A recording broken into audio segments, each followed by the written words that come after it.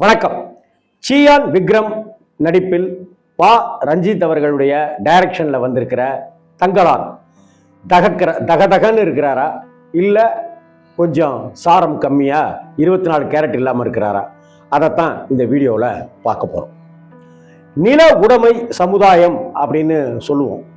உழுபவனுக்கே நிலம் சொந்தம் அப்படிங்கிறது எல்லாத்தையும் பிடுங்கி அவங்க வயிற்றுல அடித்து அவங்கள கூலி தொழிலாளியாக்கி அவர்களுக்கு கூட அந்த காசு பணத்தை கூட சரியாக தராமல் இருக்கிற ஒரு மிட்டா மிராசு நிலச்சுவாண்டார் அப்படின்னு ஒரு பக்கம் இருக்கிற அந்த விஷயத்தையும், ஆண்டாண்டு காலமாக கோலார் தங்கவயல் பற்றி பல உண்மைகள் இன்னும் ரகசியமாகவோ அல்லது இன்னும் கற்பனையாகவோ சொல்லப்பட்டு இருக்கிற நிஜமான பல விஷயங்களையும் சேர்த்து கொடுத்திருப்பது தான் பா ரஞ்சித்தினுடைய இந்த தங்கலான். கேஜிஎஃப்னு சொல்லப்படுகிற கோலார் தங்கவயல். அந்த கோலார் தங்கவயல் அங்கே இருக்கிற விஷயங்கள் என்ன, அங்கே 5ஆம் நூற்றாண்டில் 6ஆம் நூற்றாண்டில் நடந்திருக்கிற விஷயங்கள் என்னென்ன, அது ஒரு பக்கம் மேல் வர்க்கத்தினர் அப்படின்னு ஒருத்தங்க எப்படி வெள்ளைக்காரர்கள்கிட்ட சேர்ந்துக்கிட்டு கூட்டு களவாரித்தனம் பண்ணி கீழே இருக்கிறவங்களை கீழேயே வச்சுட்டு இருந்தாங்க அப்படிங்கிறதையும், கீழே இருக்கிறவங்க முட்டி மோதி வெளியில வரணும் அப்படிங்கிறதுக்காக எப்படியெல்லாம் பாடுபட்டு ஒரு கட்டத்தில் அவங்களும் வெள்ளைக்காரர்களுக்கு பலிகடாவா ஆனாங்க அப்படிங்கிறதையும், சோகம் ததும்ப அதே சமயத்தில் ரத்தம் சொட்ட சொட்ட தந்திருக்கிறது தான் இந்த தங்கலான். இந்த படத்துல சியான் விக்ரம் நடிச்சிருக்கிறாரான்னு எனக்கு தெரியல. நடிச்சிருக்காருல? ஆமா. ஆனா சியான் விக்ரம் நடிக்கல, வாழ்ந்திருக்கார் அப்படின்னு தான் சொல்லணும். கிட்டத்தட்ட ஒரு மாற்றம், ஒரு கூடு விட்டு கூடுபாய்தல் மாதிரியான ஒரு வாழ்க்கையை அவர் வாழ்ந்து காட்டியிருக்கிறார்.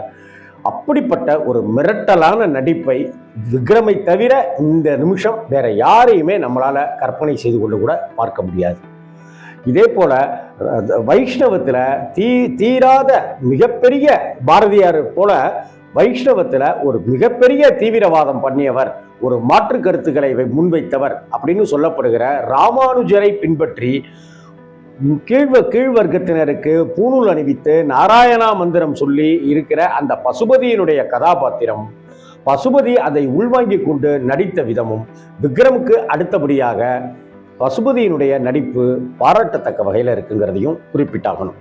அதே போல சியான் விக்ரமுடைய மனைவியாக வருகிற பார்வதியா இருக்கட்டும், அதே போல ஜான் அவருடைய கதாபாத்திரத்தினுடைய தன்மையாக இருக்கட்டும், அவர் எப்போதுமே அந்த மனைவியோட கொஞ்சி குழாவுகிற அந்த விஷயங்களா இருக்கட்டும், அதே போல ஆர்த்தி அப்படின்னு சொல்லுகிற அந்த ஒரு தேவதையாக வரக்கூடிய மாளவிகாவாக இருக்கட்டும், எல்லாருமே நடிப்புல அவங்களுடைய கதாபாத்திரங்களை உணர்ந்து செயல்பட்டிருக்காங்க.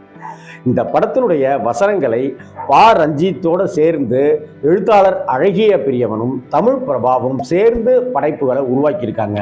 இன்ஃபேக்ட் வட ஆற்காடு மாவட்டம் குடியாத்தம் பக்கத்தில் பெங்களூரை ஒட்டி இருக்கிற கோலார் தங்கவயல்ங்கிற இந்த விஷயத்துக்கெல்லாம் அழகிய பிரியவன் நிறைய டீட்டெயில் கொடுத்துருப்பாரு அப்படின்ற ஒரு நம்பிக்கையும் எனக்கு உண்டு. மொத்தத்தில் இந்த படைப்புகளுடைய மொத்தத்தையும் பார்க்கும் பொழுது வாழணும்னு ஆசைப்படுறவன் சாவை பற்றி கலங்கவே கூடாது. சாவு எப்போ வேணாலும் வரும்.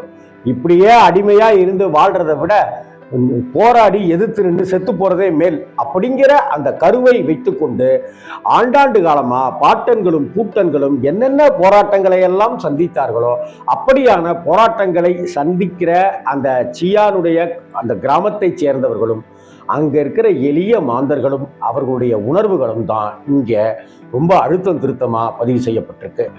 கொஞ்சம் நகர்ந்தாக்க இது ஒரு டாக்குமெண்ட்ரி ஃபிலிம் ஆகிடும், கொஞ்சம் இப்படி வந்துட்டாக்க கமர்ஷியல் படமாகிடும்.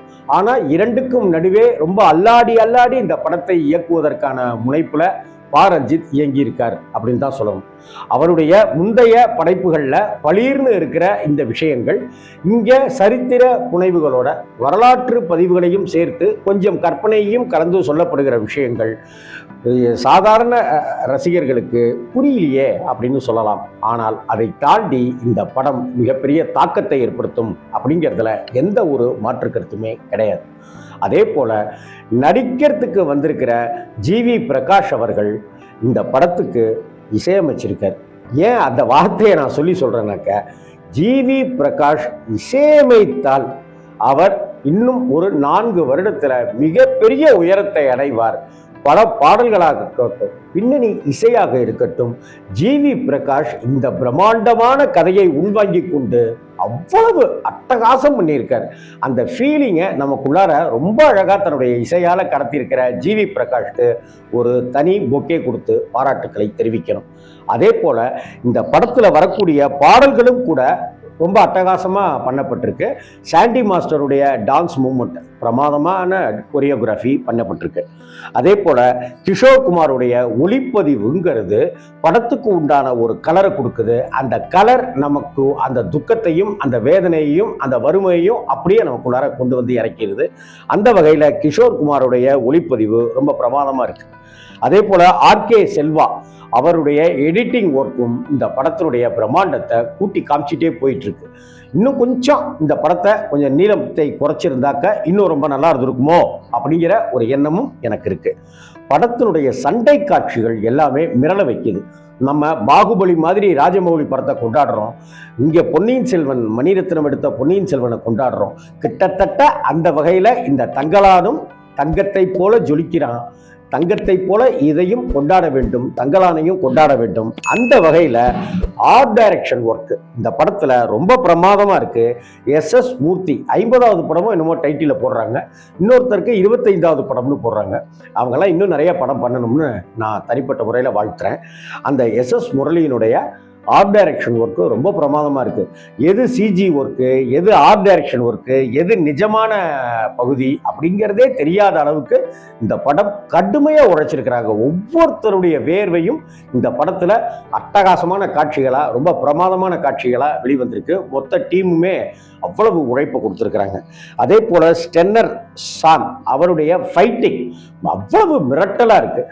அந்த லியோ படத்தில் வரக்கூடிய அந்த வேட்டை நாய் அதோட போடுற சண்டை போல இந்த படத்தில் வரக்கூடிய சண்டை காட்சிகளாக இருக்கட்டும், ஒரு காட்டெருமை மாதிரி ஒரு விலங்கு வந்து ஓடுகிற அந்த பாய்ச்சலாக இருக்கட்டும், அதே போல் அந்த ஆரத்தி கேரக்டருக்கு உண்டான கத்திய குத்துன உடனே ரத்தம் பீரிட்டு கிளம்புகிற அந்த கற்பனை தேவதை அதுவாக இருக்கட்டும், நிலமகள் நிலத்தை நேசிப்போம், அதாவது பொண்ணு விளையிற பூமின்னு சொல்லுவோம் இல்லையா, அந்த பொண்ணு விளையிற பூமி தான் கோலார் தங்கவயல்.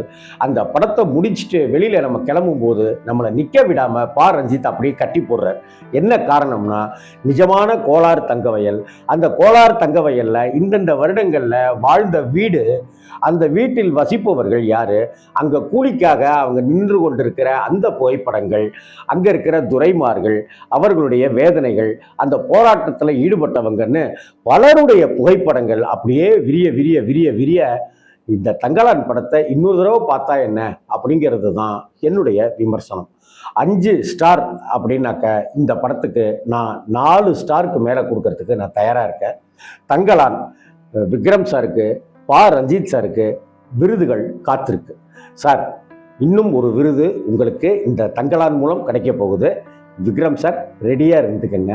ரஞ்சித் சார், உங்களுடைய சமீப படங்களுடைய அதிலிருந்து விலகி வேறு ஒரு ஜேனரில் படம் எடுத்திருக்கீங்க. ரஞ்சித்துக்கு இந்த படம் மிக மிக முக்கியமான படம். அவருக்கும் இந்த படத்தில் விருதுகள் காத்துக்கொண்டிருக்கின்றன.